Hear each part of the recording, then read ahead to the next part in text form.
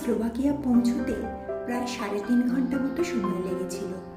এই যাত্রাপথে শুধু দু চোখ ভরে দেখেছিলাম প্রকৃতিকে।